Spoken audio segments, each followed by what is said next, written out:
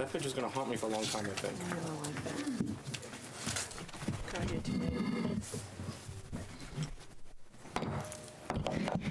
Good afternoon. I would like to take this opportunity to welcome you to the school board meeting this Tuesday, January 23rd, 2018.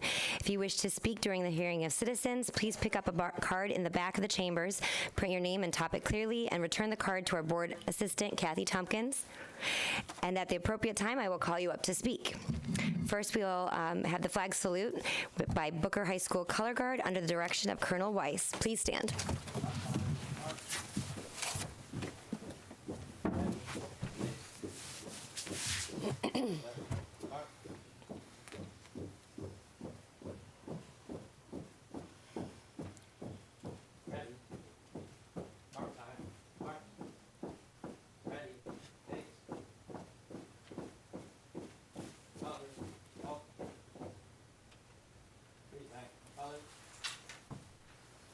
I pledge allegiance to the flag of the United States of America and to the republic for which it stands, one nation, under God, indivisible, with liberty and justice for all.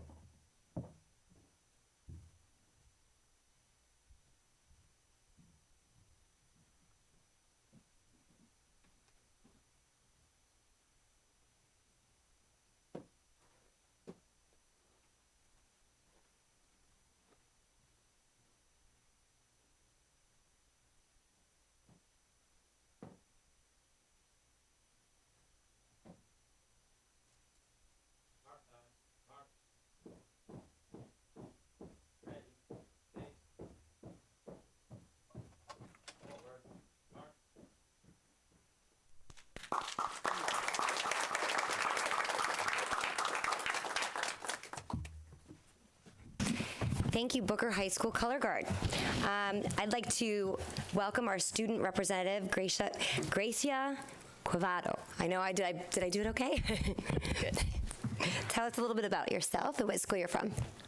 I'm Gracia Quevedo. I am a senior at Booker High School, and I am involved in many of its programs. I am part of the ACE program, the Law Academy. I am also a College for Every Student Scholar Leader, which I mentor 3 to 5 Booker High School students into their college pathways. I am also the president of the College Reach Out program and also involved in clubs like the Medics Club, Fashion Club, and many others. And when it comes to my post-secondary education, I am pending any applications from multiple universities. I'm waiting for their acceptance. But I am excited to say that I did get accepted to Queen's University in North Carolina. Thank you. Due to my academic resume and my DACA status. So Wow. that's a little bit of Congratulations. You sound like you have a lot of spare time with all of those clubs. Well, we appreciate you joining us today, and as we'd like to present to you with a certificate of appreciation. Thank you. For joining us. Thank you. Thank you. Thank you for having me. And we wish you the very best of luck in the future. Next up is special presentations. Item number 11 on consent agenda is a proclamation in support of National Mentoring Month. I would like to invite Lindsay Canties to the podium to recognize a few of our top mentoring partners.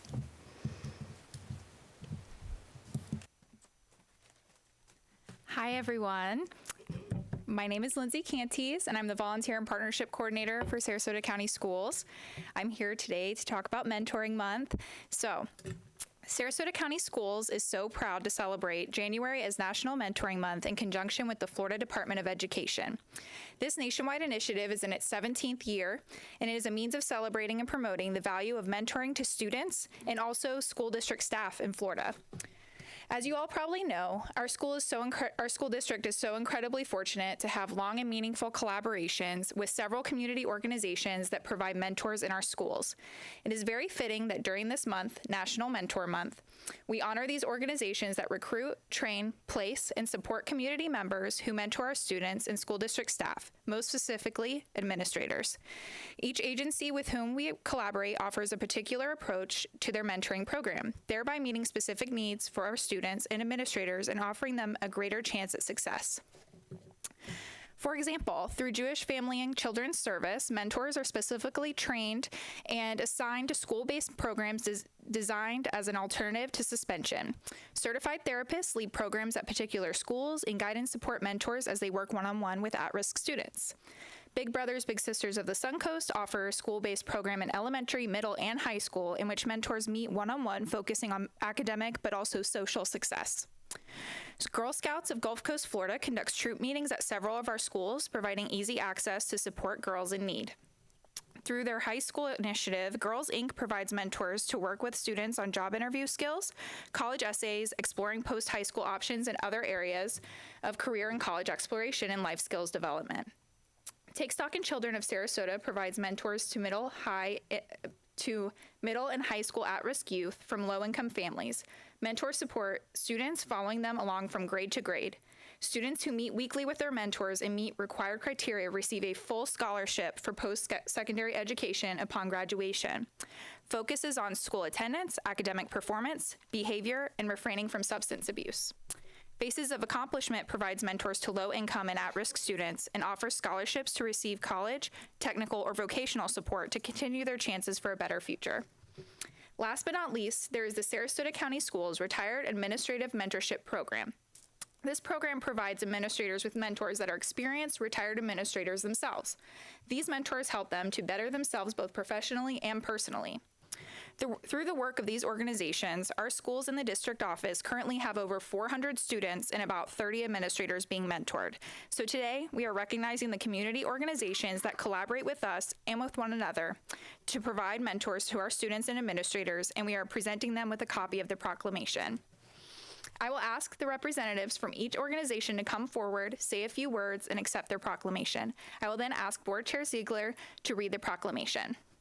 First, from Jewish Family and Children's Service of the Suncoast, President and CEO Heidi Brown, Director of Volunteer Services and Community Outreach Karen Wayne, and Chief Client Services Officer Peter Fleischman.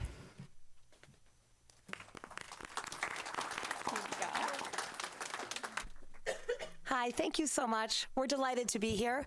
I'm a little shorter. JFCS has a long tradition of partnering in the community and helping those who need us most.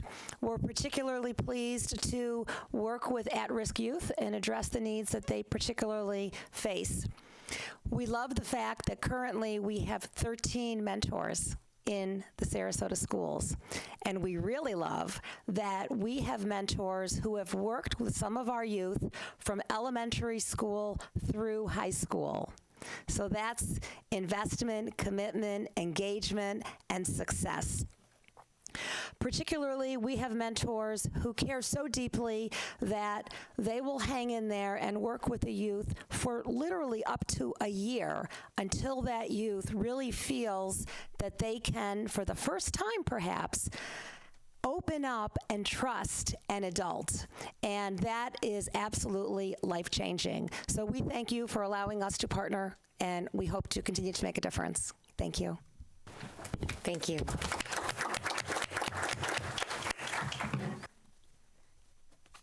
From Big Brothers Big Sisters of the Suncoast, Vice President of Communications and Marketing, Gina Taylor.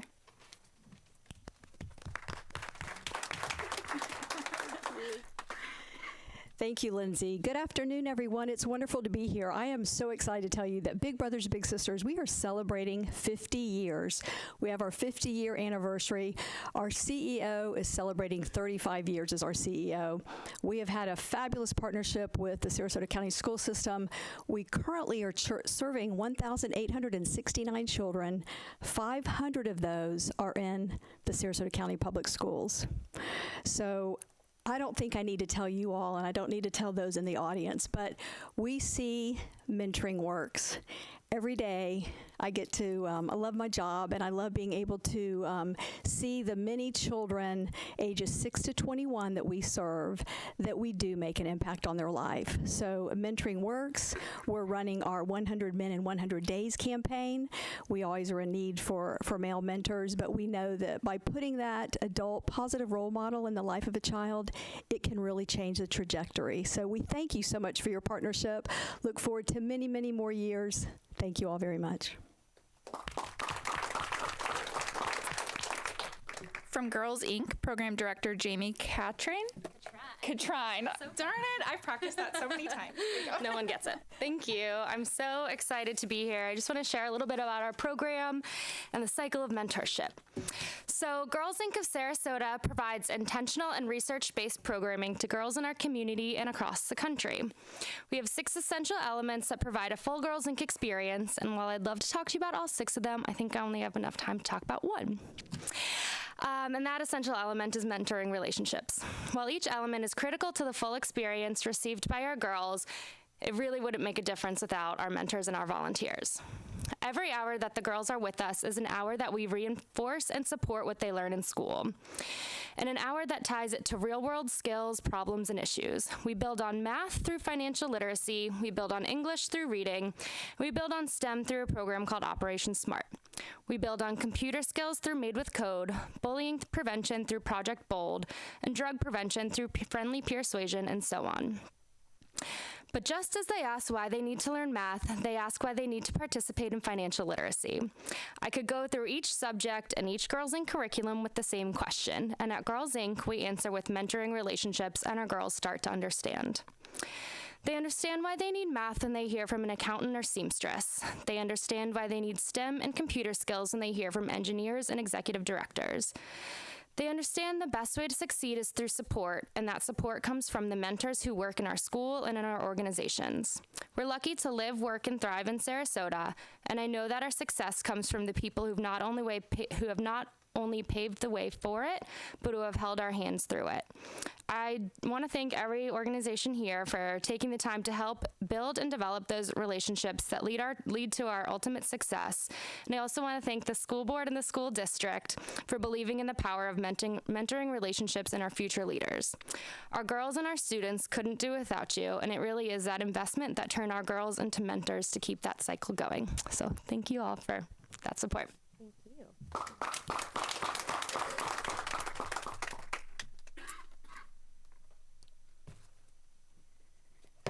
Sorry. Next, from Take Stock in Children, Mentoring and Communications Director Mandy O'Malley and Program Director Candace McLeod. We are so appreciative of the opportunity to come say thank you, because with the partnership of the Sarasota County School District, we're able to change the future for students one at a time. Almost 200 students are working with a unique formula that we have at Take Stock, where we pair scholarships with mentoring and provide hope for a better future.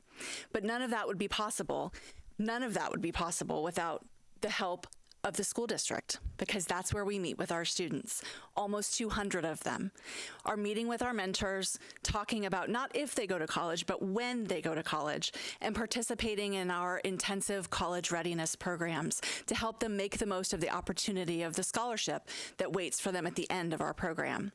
So again, without your help, that future would not be as bright as we know that it's going to be for all of those students. So thank you.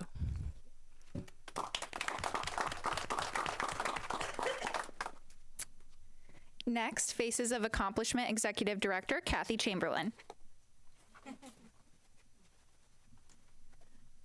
Good afternoon. Before I get my 2 minutes started, I have to tell you, I just left Riverview High School, and we gave 660 freshmen in the auditorium freshman t-shirts. They all signed a banner that said, "Congratulations, class of 2021. We want those kids to understand that they are going to graduate." It was amazing. We had Pomp and Circumstance played, and everyone shook the hands with the acting principal. They got their shirt. They got a pseudo graduation certificate, and then we had some amazing videos and music. So watch out, you all. That class is raring to go. Okay, now why I'm really here. School board members, superintendent, and guests, I am honored to accept the proclamation for National Mentoring Month today on behalf of the Faces of Accomplishment mentoring program. Thank you for the opportunity for Faces of Accomplishment to be recognized. We are the new kid on the block. However, as I stand before you, I am representing the many mentors and volunteers who are frontline working with their students. I have been involved with mentoring for almost 30 years. The mentors back then faced issues with their students such as skipping class, homework, parent issues, etc. The mentors today come forward to help their mentees navigate life-changing topics like homelessness, hunger, and poverty. Drug-related problems, along with the other issues teens face today. I am continually amazed at how these mentors stand ready to work with their students on any issue important to the student. These people are probably the most giving and caring people I could work with. The board of directors of Faces of Accomplishment are also focused on helping students in the program in any way they can. I am truly blessed to have the opportunity to serve my board as well as Sarasota County School Board, so thank you.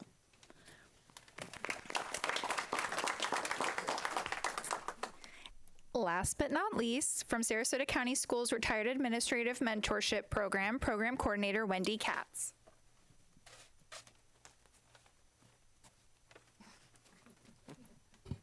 Good afternoon.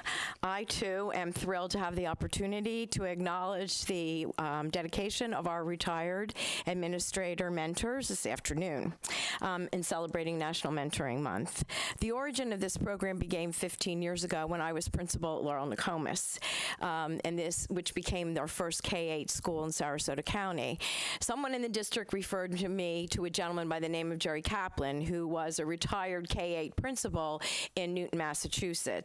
And thus began a relationship that has continued throughout until this day. We still meet and have this relationship that has been incredibly supportive. It was really his vision when I was Director of Leadership Development that we incorporate mentoring as part of our leadership program because we know it's a best practice. Whether we're in education or business or medicine, mentoring is considered an integral part of success, especially when you're new in the job. And so this went on. Jerry when in the beginning was networking and bringing in a lot of his colleagues, and that was the beginning of this program. I was hoping that he would be here today so that we could recognize him, but it appears he's not. But I want to give credit where credit is due. He truly was the one that gave us the impetus to start this. So at this point, he also, by the way, has mentored countless other administrators in this district, including Dr. Kingsley, when she began her first principalship at Fruitvale Elementary.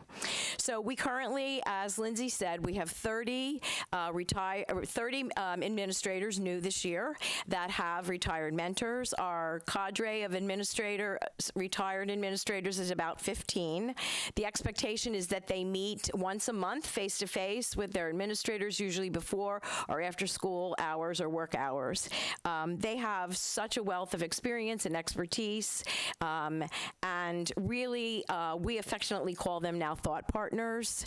It's an opportunity with the challenges and the dauntless job that they have. It's very comforting to know that you have a confidant, somebody that you can meet with, to just vent or to problem solve with or to share ideas. And so the other thing we use these mentors for is with the Leadership Academy.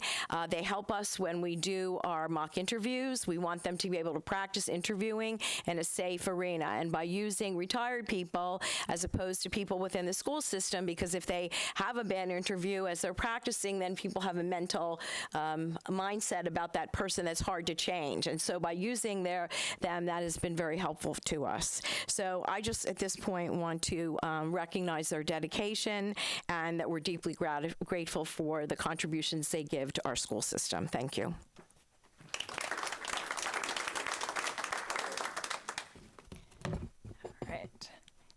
In closing, I would like to encourage community members to volunteer in our schools as mentors, either by contacting one of these awesome organizations that just spoke today or contacting my office, and we'll find the perfect fit for you.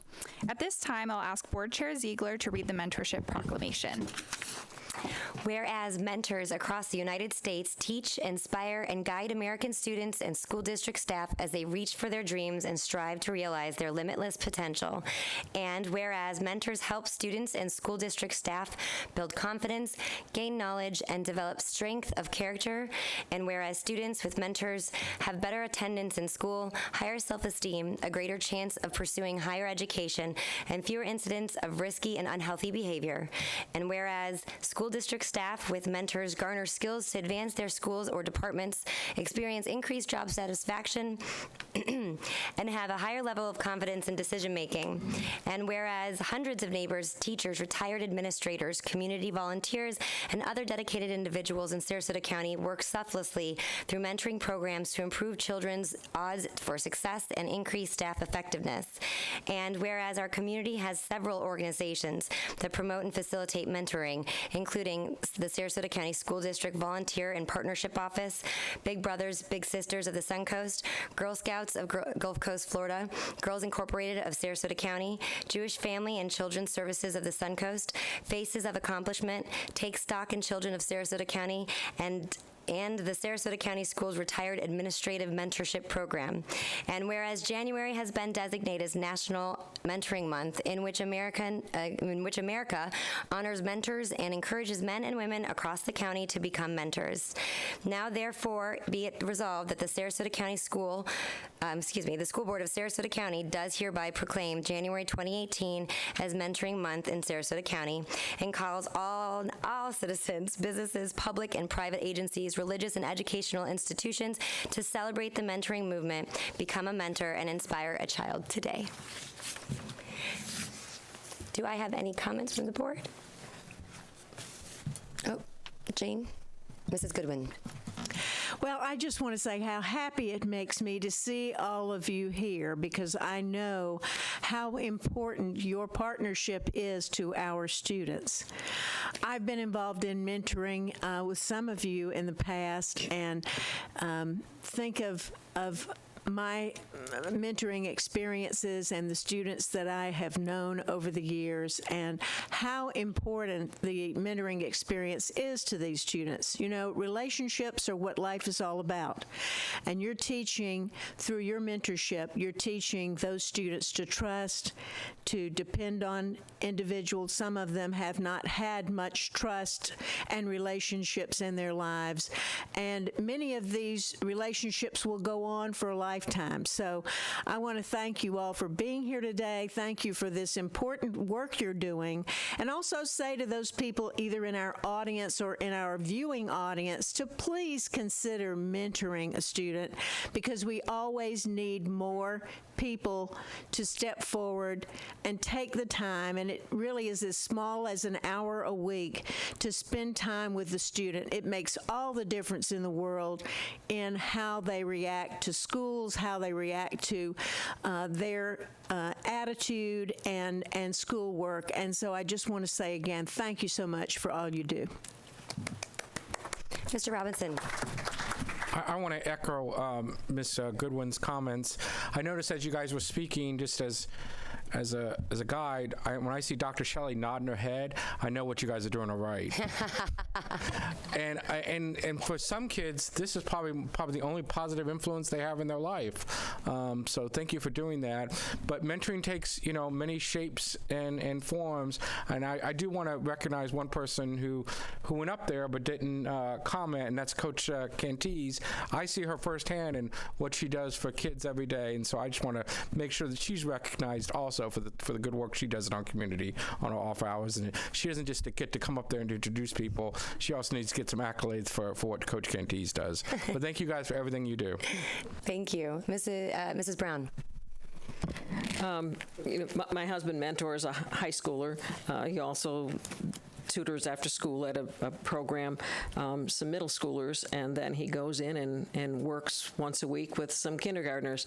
And he can tell you he gets more out of it than he thinks they do, but he just is so thrilled and so excited, and nothing takes those things off of his calendar every week. Those are priority for him because he sees the difference that it makes. And the one boy was upset because he had some after-school sports that he had to do, and then he wanted to come back into the tutoring program. And they go, well, you kind of lost your spot with Mr. Brown, and he's like, oh, and then I don't want to do it. They made some changes, and they put him back with him. But they've developed a relationship over these 4 years, and it really does. It's also the mentee but the mentor is one who also benefits from this. Thank you.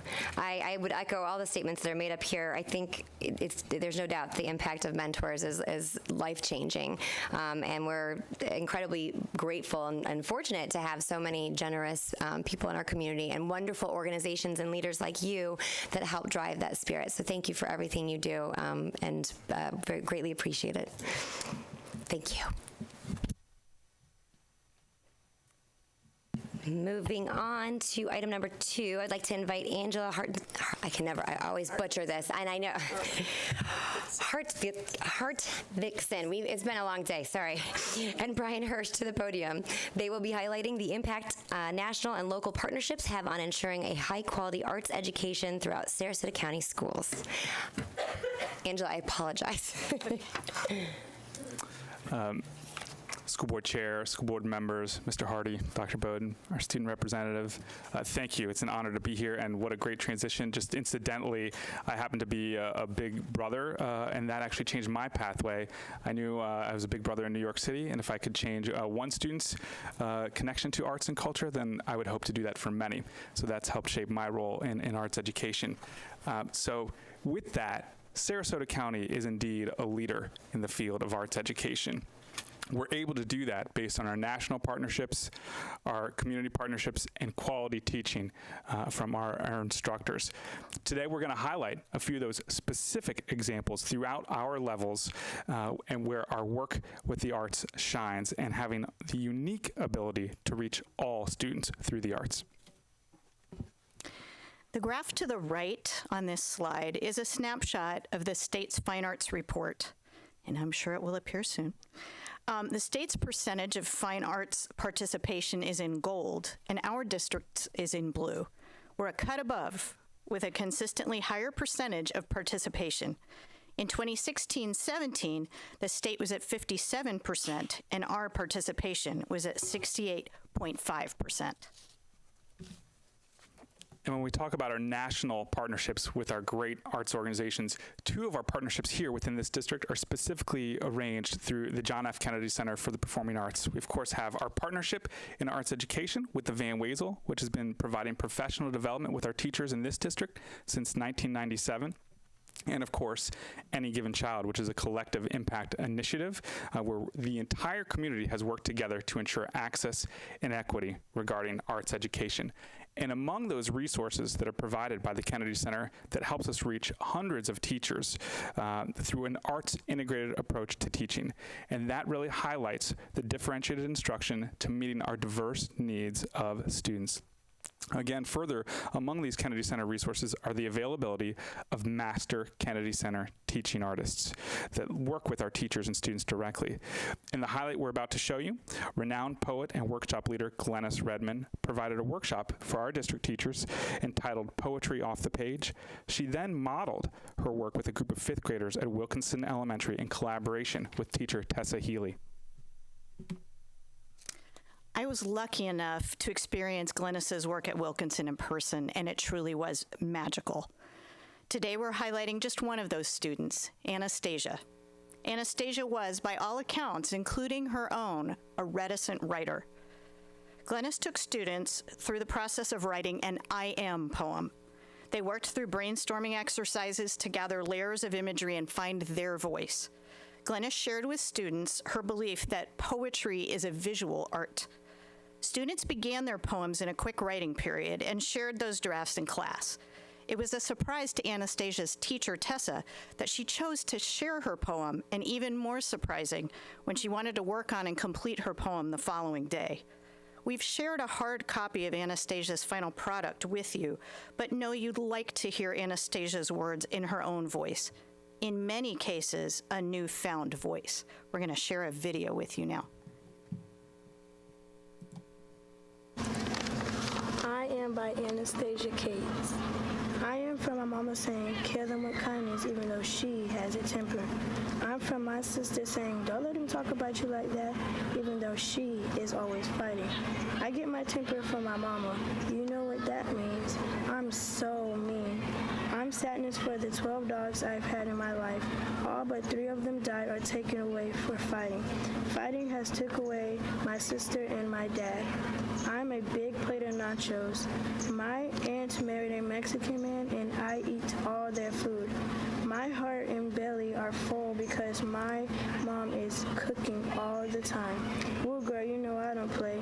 Where I'm from, we play games like football, basketball, and manhunt. Not tag. Tag goes too fast. I'm from my dad saying, money don't go on trees, you better earn it. I'm strong like my mansion. I'm from the place where we do dangerous things like ride four-wheelers and catwalk on them. I'm the dreads in my hair just like my dad.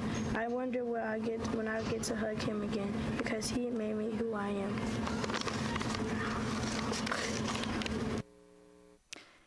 Anastasia has found a new expressive outlet in writing that was sparked by an artist she felt a strong kinship with.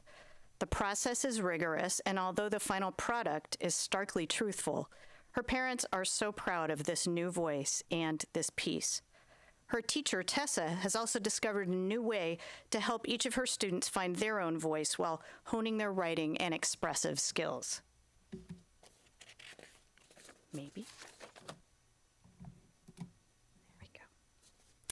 Now let's talk about our community connections. Our community is a strong, vital partner in our students' learning and success. Nothing highlights this partnership like EdExplore SRQ, a resource for all of the experiential learning explorations available to our teachers and their students. We're so grateful to our 6 community partners, shown here, and our 70 providing organizations and teaching artists that have over 250 explorations available to our students. In our most recent provider survey, we discovered that our students participated in over 106,000 explorations. In early December, it was announced that the Community Foundation of Sarasota County has extended its annual $100,000 contribution to EdExplore SRQ for an additional 5 years, which will continue to be matched dollar for dollar by the Patterson Foundation, resulting in a $1 million total gift. They are also working to increase connections to the Campaign for Grade Level Reading. That's amazing community support. Another one of our fantastic EdExplore SRQ providers, the Education Foundation of Sarasota County, is piloting explorations for our middle school students in colleges and in careers. All of our middle schools will have students visiting area colleges this year. Here, we've highlighted a group of Booker Middle students visiting Ringling College of Art and Design to learn about the experience of attending an art college. These visual art-interested students experienced a campus tour and a painting workshop. And speaking of these middle school, college, and career explorations, just to give you an idea of careers specifically, there are 7,445 jobs, arts full-time jobs in Sarasota County, according to a recent survey from the Arts and Cultural Alliance of Sarasota County. The arts industry is a vital part of our economic prosperity in this county, and in fact, there's a direct impact of over $295 million per year. So, when we also talk about our employers, both locally and nationally, we know that they too are looking for creativity in the job force, just as 72% of business leaders say that creativity is the #1 skill they are seeking when hiring. Therefore, these continued career explorations for our middle school students, such as the one that's pictured right here with Venice Middle School exploring theater careers at Venice Theater, it's essential for students to help plan their own future. And this is opening doors, or perhaps more artistically, this is setting the stage for success. Now, when we talk about our arts programs specifically within our schools, there's no doubt that academic excellence within our district goes hand in hand with arts excellence in our schools. Sarasota, yet again, is a leader, as seen in the participation of students in arts education that Angela cited earlier. We do this not just because of the intrinsic or spiritual value. We do this because we know it's good for students with their minds, their bodies.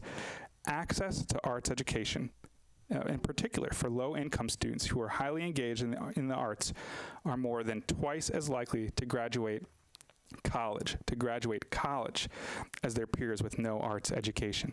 So our excellent arts programs continue to prepare students for the future. At the last school board meeting, we celebrated our state champion athletes. This afternoon, we want to recognize some arts champions. The Riverview High School Kilty Band has a long-standing tradition of arts excellence with a legacy of 59 consecutive years of superior ratings at Marching Band Music Performance Assessment. Congratulations to the long lineage of band students, directors, staff, and administration that have achieved this amazing milestone. We're highlighting the Kilties as an exemplar of the excellence recognized on the local and state level that we work to bring to all of our students. You will also get to enjoy some visual art excellence from some Booker High School students a bit later this afternoon.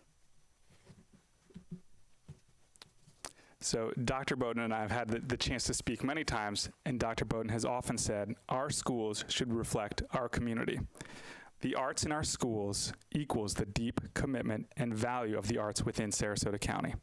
Our arts programs, at their best, are made possible by this strong commitment of the community through partnerships, through grants, and of course, a long history of continuous, sustained public funding via the referendum. Thank you, our board, our superintendent. Thank you for your support in artistic excellence. Thanks so much.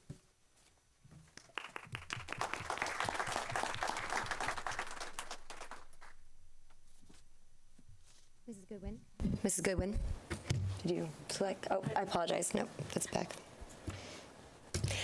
Thank you very much. I didn't know if there were any comments. My having technical difficulties today.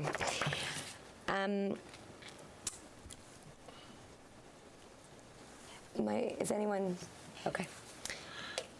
Moving on to the art installation unveiling. Report, yep. Superintendent's report. Dr. Bowden. Yes, we have a number of items under the superintendent's report. Brian, did you get away? Brian, if you want to make your way back up towards the podium. Brian and I had a conversation very early on in my superintendency, and we were talking about kind of what my goals and vision were for the district. And then we later came back to that conversation when we talked about the wall at the back of the room. I don't know if you remember the wall that was back there, but it most recently held the 5 pillars of next generational learning. Well, we have not anchored our work in the 5 pillars of next generational learning for at least 10 years. But that is what you saw when you looked out from the dais. And quite honestly, until you sit up here, it really didn't matter a whole lot to you. But when you look there, it was dated. And so Brian suggested an art installation, and I could not have been any more thrilled with that. And so we had the opportunity to throw around some ideas.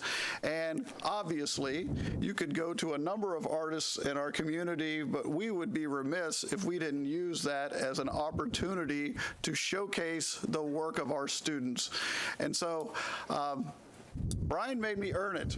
He said, you know what, if it's going to be your vision, I want you to experience the process. And so we went to Booker High School, and I spent some time with their students. And I tell you what, I went away awfully impressed. They questioned me, they probed, they showed off their work, they asked me what I liked and what I didn't like, and they took notes and did sketches. And I tell you what, they worked me over pretty good. And then they sent me away. And so that is the last contact that I have had by design. And so I have been able to see about 6 inches of your work back there, and I have resisted the temptation to peek. But I think the time has come. We have Rachel Shelley, the proud principal of Booker High School, and one of many great art instructors at Booker High, Stephen Shrink. At this point, would you do the honors? We're anxious.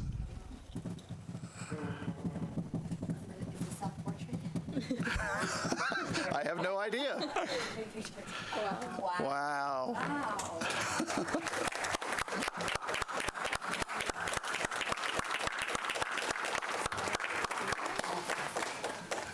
So we have in our audience the artists. And so what I'd like, Brian, if you have some comments you'd like to add, and then we want to recognize you. We have certificates for you, and then we'd like to shake your hand. And so after Brian gets done with his comments, we'll do the certificate presentation, and then if you could come up here around the dais and give us an opportunity to congratulate you.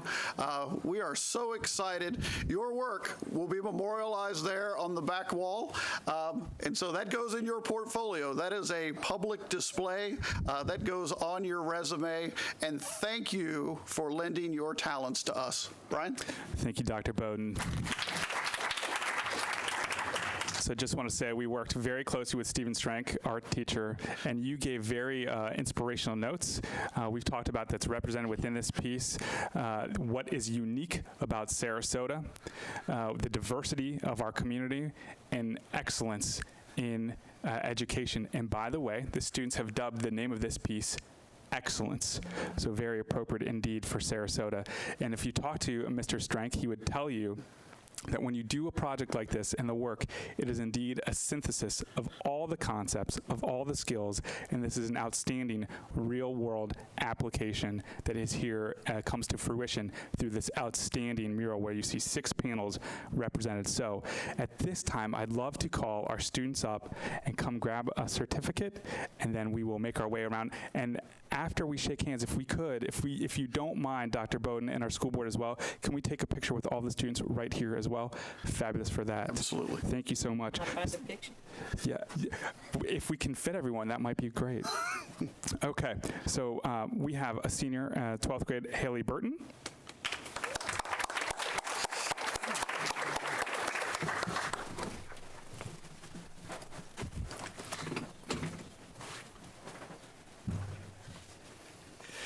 We also have senior Adrian Murillo.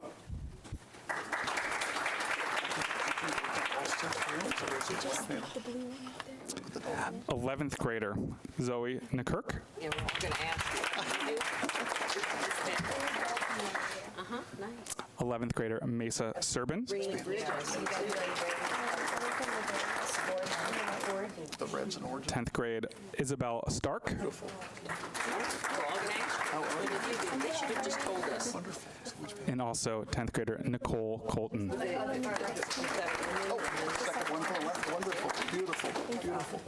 How are you? Good to see you again. A hearty congratulations on this outstanding excellence work. We're so proud of the work that you have indeed done. And when we're ready, we'll take a fabulous picture to document this. You didn't have to tell each one of us which one. Good to see you again. Which panel did you work on? Now, where's that? The circus tents. And then did you do the water part too? The boats on the water? That one took me a little while. First I thought it was a dragon, but then I saw the face. Boats on the... Wonderful. And are those people? Huh? And you? It's one of those things I'll just spend hours looking at and always see something different. Beautiful. Beautiful.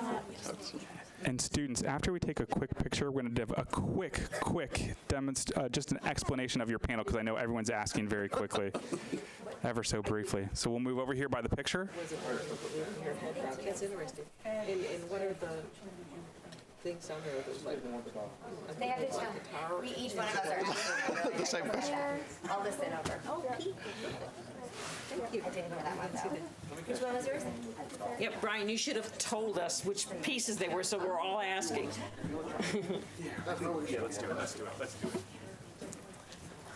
Yeah, we've asked each one of them. Which one did you do? Each one of them had to tell We're us. going to do that super quickly.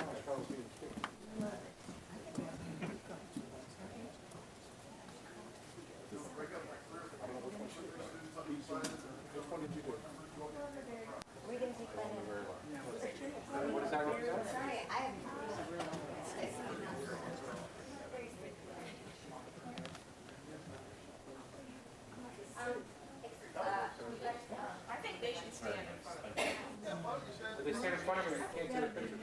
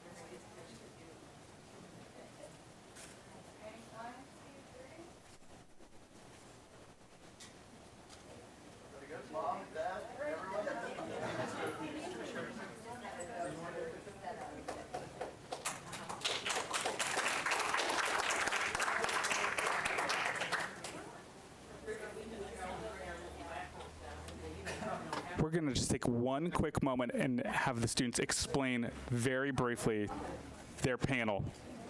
I know, very briefly. Okay, let's go in order from your panels. Can we do that? Okay.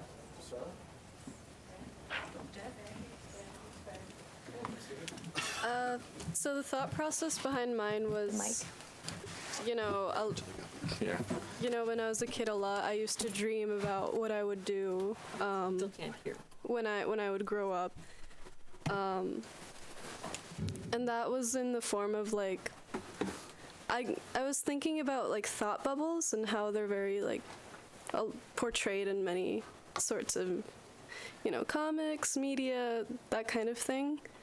And since my career path is geared towards illustration and comics and that kind of thing, I wanted to play with the little smoke kind of shapes representing kind of flow of dreams. And then there's like a book, and it says, "Where will you go?" And the girl's like looking beyond to where she will go. And I think that's what I wanted to portray in that.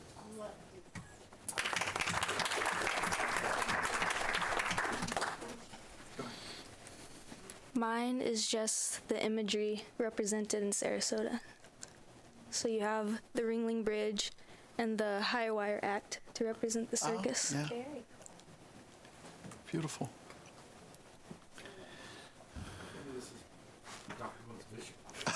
In my piece, I wanted to represent what I think of when I see Sarasota. So, of course, we have the Ringling Bridge and then the circus and the bright lights that I see when I'm thinking about my bright future. So, yeah.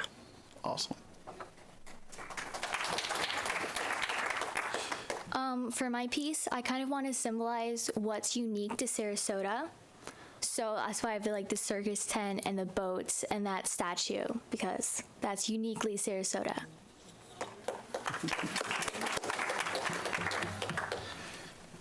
For my piece, I wanted to resemble Florida more so than specifically Sarasota. So I drew the oranges on the bottom because that's one of the first things people think of when they think of our states, our orange groves. And then the books I wanted to represent our educational systems. And I wanted to kind of collage it because that's the kind of style I enjoy working in, so.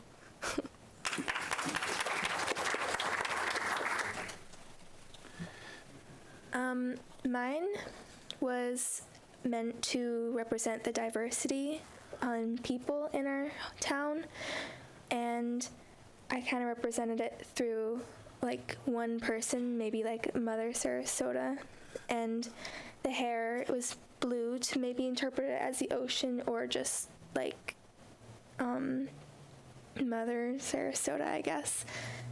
And there's a lot of people throughout the hair or ocean. So, yeah. Beautiful.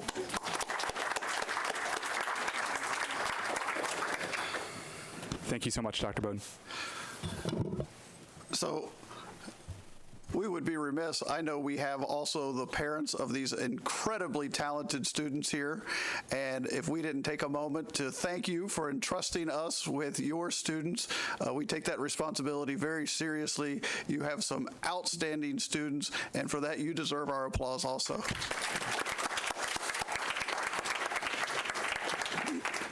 I would be remiss if I didn't give Dr. Shelley an opportunity to speak.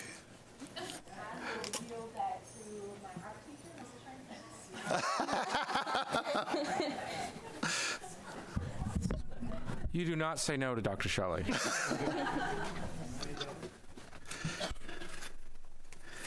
Thank you very much. I don't do this much at all, actually. The kids did an amazing job, and it was super fun, and we were really appreciative of that you looked to us to do the mural, and we didn't want to let you down. But thank you. I know there's at least one other instructor from Booker High School. Hi, Kathy. Is there anyone else in the audience that we need to recognize? Lori Burton's here? Yes. Lori Burton is our Digimo. Wonderful. Wonderful. Great. Thank you. Thank you. Mr. Robinson. I just have one question. Ms. Goodwin had an excellent idea up here, and she wanted to make note cards out of that. Is that possible? Fundraiser. They're great. Yeah, that's a great fundraising thing. It's your mural. Okay. All right, that answers that question. Thank you. Looking. I just want to say, what a treat. I didn't know we were doing this, and I will tell you, you guys brightened this room up beyond I knew it was capable, but it's a nice treat. Thank you so much. The talent is just, we're really, really blessed in this county to have the talent that we have. So thank you a million times. It's awesome. I love it. Wonderful. I almost hate to transition from highlighting our student artwork to discussing an FTE audit. So, Rodney, I don't know what artistic ability you have that could liven up an FTE audit presentation, but I wanted to ask Rodney Davidson to come forward. Dr. Bowden, there's a lot of creativity and artistic work done in accounting and auditing. And so, Rodney, you want to introduce yourself to our board and community, and I believe you've all been provided copies of the FTE audit, but we didn't want that audit to go unnoticed. We certainly wanted to recognize the work. So, Rodney, the floor is yours. All right. Good afternoon, everyone. My name is Rodney Davidson. I'm the, my title is Manager of Data Analysis and Reporting. I've acted as the district liaison for the past 3 audits, which our last one was for the 2015-16 year. And we came to the conclusion in December. The audit process started in late July and went on through October, late October.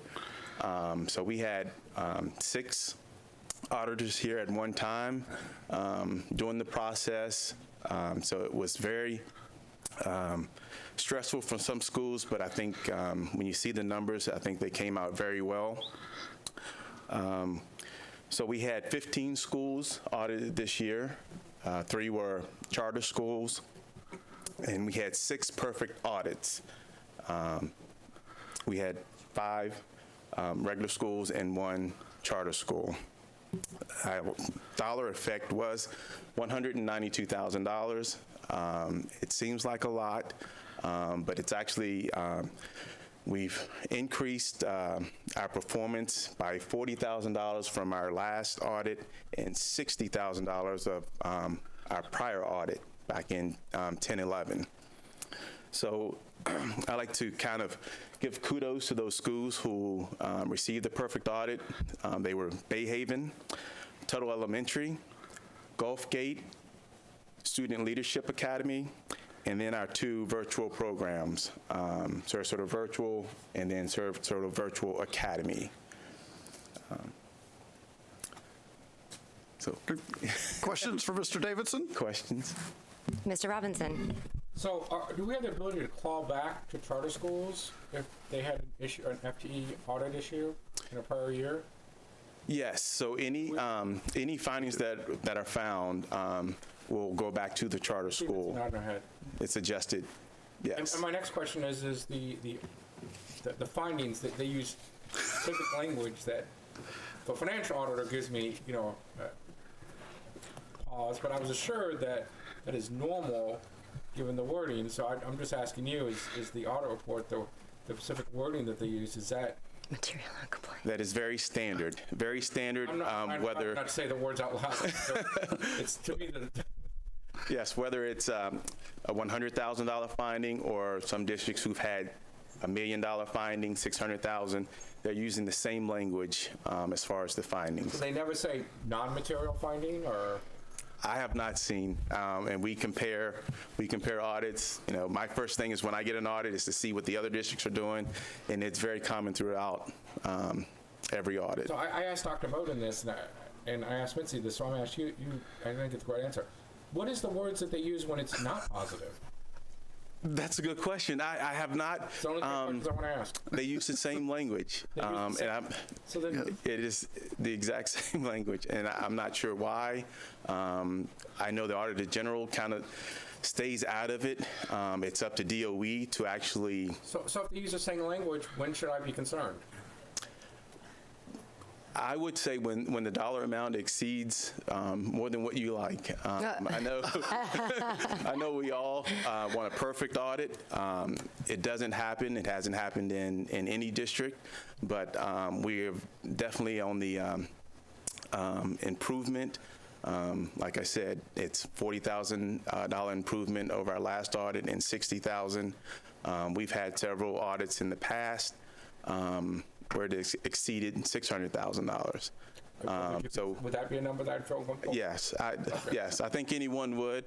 I think what the auditors look for are systemic issues, repeating issues from audit to audit, and if they see those, then we are subject to them coming in every year instead of on a 2-year or 3-year basis. Okay. Thank you very much. Thank you. Mrs. Brown. I think it's terrific that we had 6 perfect ones. I mean, especially in the virtual. I was just reading an article, I think, over the weekend about a virtual school in Ohio. Yeah, it was Ohio, that had an enrollment of 22,700 that they were being paid for, but it turned out that, and even to count as present, they only had to sign on once a month. Wow. And they weren't even there. That we were able to show that, yes, at these virtual schools, those students were there. They were participating. Because sometimes it's very difficult to prove that. And to say that, yeah, we've got those numbers, but when you're looking at that, was statewide 22,000 students, and there was over $80 million that they were found lacking. So, compared to that, we're doing wonderful. Yes, and I think leadership has allowed us to incorporate technology. We've gone from a very extensive paper process to a paperless process. We've got new technology to distribute reports to our schools so they can see them in a timely and effective manner, and we've improved drastically in our turnaround. When we see errors and things that come up, they're turned around very quickly and resolved before a lot of these finds and findings that can create systematic problems. To that question, I don't know, Dr. Bowden, if you I know this is historically, this is it's an improvement from last year, so it's a great direction to be going. But even despite it being minimal compared to previous historical, or even our comparing districts, if you will, there's still, what do you guys do from an evaluation and taking this? How do you improve to avoid, to continue to improve each year over year? Yes, so at the end, we get together as a group. We meet with the program directors. There's 4 main components. There's ESE, ESOL, CTE, the OJT, and transportation. So anything that we see during the audit, we talk about those. We look for ways of improvement. We look at training, additional training. And so this last audit, we found some things that we can improve on. And I think within the next day, I think Sonia had probably 3 pages of notes that she had sent out to everyone, letting the schools know that what she expected and what we can look for moving forward. Okay, thank you. Thank you. Kudos to you and your team. Yeah. Thank you very much. Thank you. Before we conclude superintendent report, there's a couple items I'd just like to discuss with you. I want to do just a short report out of my visit to Tallahassee last week. I had the opportunity on Wednesday of last week to appear before the pre-K through 12 appropriations subcommittee. At that committee, Representative Gonzalez presented House Bill 3127. House Bill 3127 is an appropriations request in support of summer learning in Sarasota County. That committee ruled favorably on his request. Representative Diaz is the chair of that committee, and also from our delegation, Representative Newton was on that committee. So they advanced that funding request out of the House pre-K through 12 appropriations subcommittee. So we are very thankful to Representative Gonzalez, Diaz, and Newton for their leadership in keeping that moving on the House side. Also had an opportunity to have a conversation with Senator Stubbe in which we discussed the appropriation. The appropriation originated at $2,025,000.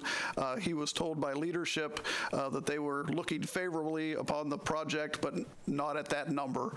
So we worked with him to scale the request, and so the current request as being carried in the Senate is for $1,050,000, which will allow us to expand summer learning to the 7 Title I schools that currently do not have summer learning, and to do 2 grade levels at each one of those. And so we anticipate appropriations bills on the education side in the House today and the Senate tomorrow. And the first thing we're going to do is go and make sure these appropriations are there, but they're successfully moving through the process. Also, during my time in Tallahassee, I had the opportunity to meet with Tony Lloyd, the budget chair on the Florida House side, on the higher eds appropriations subcommittee, speaking specifically about a tuition waiver for the adults of our students at Title I elementary schools to participate in workforce development delivered on their campus. Also had the opportunity to speak to Tim Elwell on the Senate side. They have both agreed to carry identical language in their implementing bill and then to support the permanent codification of that in statute in the next session. So we anticipate 2 really big wins for our legislative platform. First is an appropriation to support summer learning, and then a tuition exemption for our parents participating in workforce development as part of our 2-generational approach. The last meeting that I was able to participate in has had the opportunity to speak about all of these items with Megan Fay. Mrs. Fay's title is the Deputy Chief of Staff in the Governor's Office, just ensuring that if it makes it successfully through the legislative process, that it survives the veto pen. And so just covering all of our bases. Certainly kudos to Ron LaFace, who literally walked me around the Capitol and made sure that we were dotting our I's and crossing our T's. But spent a considerable amount of time working on our platform, and just wanted to report those items out to you and let you know that we're optimistic about this legislative session. Excellent. Thank you. Before I yield the microphone, we have with us today our new Director of Communications. Tracy, if you want to begin making your way forward, I just wanted to give her an opportunity to introduce herself to you. She started with us last week and hit the ground running. So I wanted to introduce Ms. Beaker to you. Tracy? Thank you very much. I draw stick figures, so the fact that the students can create art like that is just amazing. Thank you very much for the opportunity to be here and just say hello and introduce myself really briefly to you. I am so excited to be serving as the Communications Director here at Sarasota County Schools. For years, Sarasota has been home to me and my family, and being able to be back here in this community really means an awful lot to me. For the last 25 years, I've worked with for-profit companies like Disney and Discovery. I've also had the good fortune of working with nonprofit organizations like DonorsChoose.org, Reading is Fundamental, the Campaign for Grade Level Reading, and most recently PBS. So I'm looking forward to being able to start this brand new chapter of my career here in Sarasota County, working on behalf of you, the students, and the staff here in the district. Thank you. Welcome. Thank you. Thank you. We would be remiss if we did not take this opportunity also to recognize the service of Scott Ferguson. Scott will be leaving our district to pursue other interests and opportunities in our community, but we would certainly be remiss if we didn't take an opportunity to salute him for everything that he has done for our district. And with that, I yield the floor. Thank you, Dr. Bowden. Mr. Robinson. You can call me Eric. I'm struggling today, guys. We're friends up here. I look forward to working with you, Mrs. Speaker. But I also don't want to be remiss about recognizing Joe Binswager. I mean, he was here earlier, but he's probably going off to work. When I was told that the IT guy, when you think of the IT people, they're like the ones you keep in the closet and you don't let them communicate or talk to people and you throw them their food underneath the table. But Joe is not that kind of guy. Joe rose to the occasion, and he showed that he is multifaceted. He is an asset to your team, Dr. Bowden, and I have no problem if you want to send a salary amendment for a bonus to that young man for the 2 jobs he was doing. I would definitely look favorably upon that, but that's your call. But I just wanted to let you know that I think Joe did an outstanding job stepping up on a moment's notice, doing something that's definitely outside his wheelhouse, and he did an exemplary job. So if you could pass along those my appreciation to him, I would greatly appreciate it. I certainly will. Thank you for the positive comments. Mrs. Goodwin. Well, I want to just say thank you to Scott Ferguson, because Scott is a good friend to the school district, a good friend to me, and he has done a wonderful job supporting our students, our staff, and really reacting to the myriad of things that have come his way. So I wish you the very best. I hope you'll keep in touch, and I just want to say a big thank you from all of us.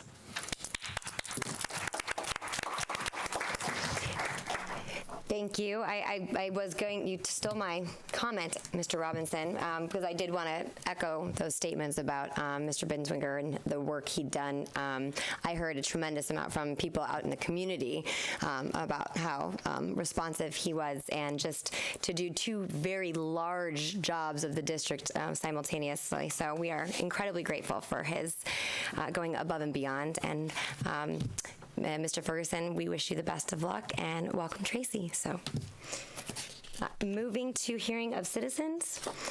Each speaker will have 3 minutes to speak. When the time flashes yellow, 1 minute remains and you need to begin to summarize. You must stop speaking when the buzzer rings. Please note that the respect for divergent viewpoints and civility will be shown at every board meeting. Whether you agree or disagree with the speaker, you should listen politely and respectfully without making any sounds of approval or disapproval, including clapping. I have 1 card today, unless that's it? Okay. Michelle Stebbins.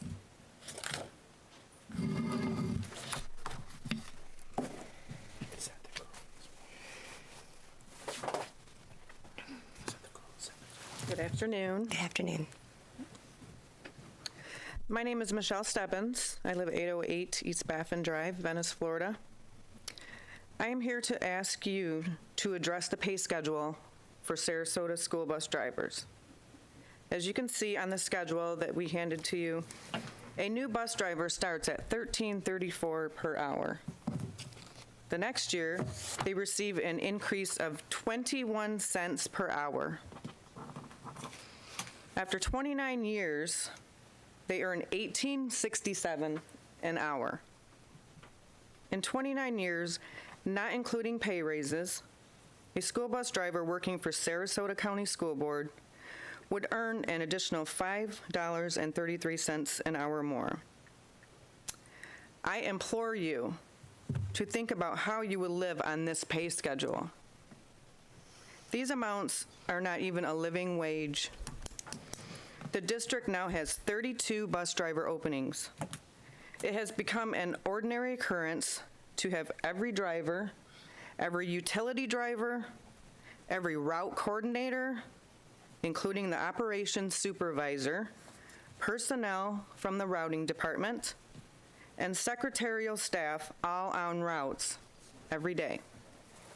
We often find the executive director working in dispatch. We need a living wage. We cannot survive and feed our families with these low wages. Please look into this. You rely upon us to transport over 18,000 students in a safe manner daily. Can we, in turn, rely upon you? Thank you very much. Thank you.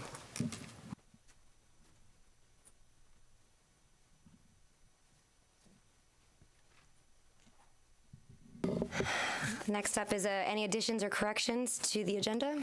There are no additions or corrections to the consent agenda. Do I have a motion on the I move for approval of the consent agenda as presented. I have a motion. Do I have a second? A second. All those in favor, please vote. Back to the computers.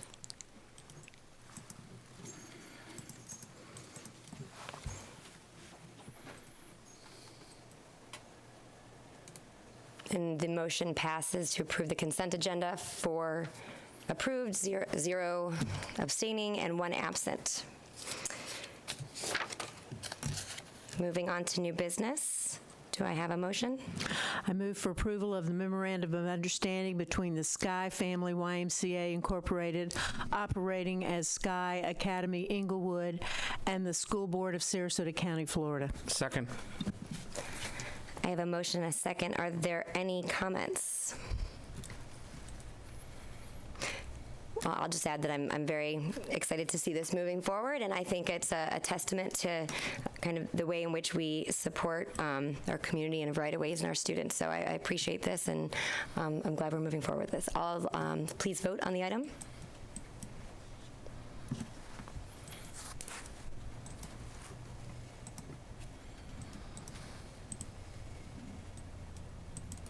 And the motion passes 4-0 with 1 not present. Item number 4, approval of the agreement between the Education Foundation of Sarasota County, Inc. and the School Board of Sarasota County. Do I have a motion? I move the approval of the agreement.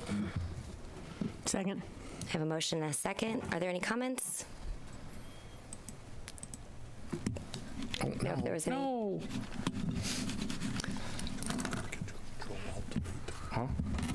Okay, I didn't know if there was any discussion or anything like that. Hold on. I think I got it. They're having technical difficulties, so that we're... Got it. Please vote on the item. I'd like to... Oh, pardon me. Okay. Sorry. Mrs. Goodwin. Well, I just want to say how excited I am about this and how I appreciate the Education Foundation working forward with this, because we have talked about this for a number of years, and other school districts. In fact, yesterday, as I was reviewing this issue, I was having coffee with a commissioner from Northport, and we were just discussing the exciting part of this, because I think Northport High School really needs a career center and more emphasis on college and graduation, college and career ready, and also all of the things involved. I know not long ago, a number of years ago, I was approached by someone who couldn't find someone to accept or to even apply for a certain scholarship. So I think this is long overdue, and I want to say thank you, Jennifer Vine and the community and the Education Foundation for helping us with this. It's wonderful. I'm really excited about it. Dr. Bowden. Just wanted to recognize Jennifer Vine's presence in our audience, and then Mr. Cantise's work on behalf of Northport High School. I believe Steve had some comments. That's what I thought. Yeah, if I could, and Jennifer, could you come up, please? So, this is, we've had a lot of conversation over the last couple years working as Jennifer took over as president of the Education Foundation. And some of the conversation between me and Jennifer turned out, a lot of the conversation was about how we are preparing our students for post-secondary, post-graduation from high school. And when you think about it, and you think about those pieces that are so essential for a student to be prepared for their postgraduate studies or going into the workforce, the College Board talks about 8 components of being college and career ready. College aspirations, academic planning for college and career readiness, enrichment and extracurricular engagement, college and career exploration and selection processes, college and career assessments, college affordability planning, college and career admissions processes, and then transition from high school to college or their career. And you think about the work that's been placed on our guidance counselors over the last several years, the change in their jobs.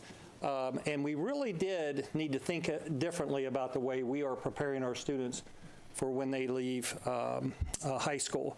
It started with the superintendent's vision of putting career counselors in our middle schools. Next year, we hope to be able to do the same thing in the high schools. But at the high school level, we needed more, and we needed to think bigger than that. So fortunately, the Education Foundation stepped right in. Jennifer is a big thinker. She's doing some great things with the Education Foundation, but I'm really excited about this piece of it, the college and career readiness piece. So I'm going to ask Jennifer if she would. I don't want to steal the thunder and tell you all the things she's doing, but if she forgets anything, I'll be sure to jump in. But already they are having an impact on our students. But this project at Northport is one piece of a bigger picture for college and career planning and readiness in Sarasota County. So, Jennifer? Sure. So just real quickly, because I know time is of the essence, but we want to first start by thanking you all for the partnership that we have. We work so closely with you all and really appreciate the opportunity to continue to kind of cement that relationship. And so knowing that we're working in alignment with your vision to help prepare in one of your strategic priorities to help prepare all students to be college and career ready, this truly is just one component of a multifaceted approach that we're taking, and just I think it was so appropriate because in today, talking about hearing at this is Mentoring Month, we heard a lot of the continuation, the thread that kind of wove through, whether it's Take Stock in Children saying it's not if I'm going to go to college, it's when I'm going to go to college. When you hear Booker High School coming forth and doing an art installation, and Brian Hirsch is commenting about how it's really creativity is really going to be a jettison for jobs of the future. So we're just coming in as a collaborative partner. Just a couple of nutshell things that in addition to the Northport College Career Center that we will be opening, I wanted to be sure that you all knew that we also created a new website called launchyourplan.com, and that's something that we're continuing to invest in that is really an aggregate of information. A couple of things. One is we also know students don't know what they don't know. Students don't know what they don't know. I think I said that right? Absolutely. That's right. And so when they are seeking, when it touches on the college affordability and they're looking for places of which they can find scholarships, we are trying to work hard at aggregating local community scholarships into one source. And so there's some other additional things. Again, I can share more of that in another time, but certainly appreciate your favorable recommendation for the approval of this center. I'll leave these with you as a takeaway. Thank you. Thank you. Mrs. Brown. I want to echo what Ms. Goodwin said, too. So often, especially if it's the first generation going to college, which I think is often the case down in some communities, they don't know that there are opportunities out there, like even through the lottery funds, the Bright Future scholarships that are out there, and that's get your good grades. You can go to a Florida university for virtually free, and then to find where these other scholarships are. And then, of course, there's other university groups that will have scholarships. I mean, it's just knowing, because if somebody was looking to themselves, or even if they don't even have a parent that can help them in this journey, that they can see beyond where they are. And again, if they can see beyond that graduation day, I think they can really focus on every day, because if they want that scholarship, they've got to pay attention in their freshman year and their sophomore year and on and on. And I think that will help us get to where we want to be and help those students. And again, thank you for doing this. You're filling a void that we needed filled. Thank you. Thank you, and thank you for sharing and diving into the details of it. I didn't want to just skim past it, so sorry about the break there, but greatly appreciate your partnership and all the work you're doing. Did we get this squared away over here? I think so. Okay. Thank you, Jennifer. So if you could please vote on the motion before us. I think I already did, yeah. And the motion passes 4-0 with one not present. Item number 25, do I have a motion? I move the approval of the advertisement of policy 2.95, the wellness program changes. Second. I have a motion and a second. Are there any comments? Seeing none, please vote.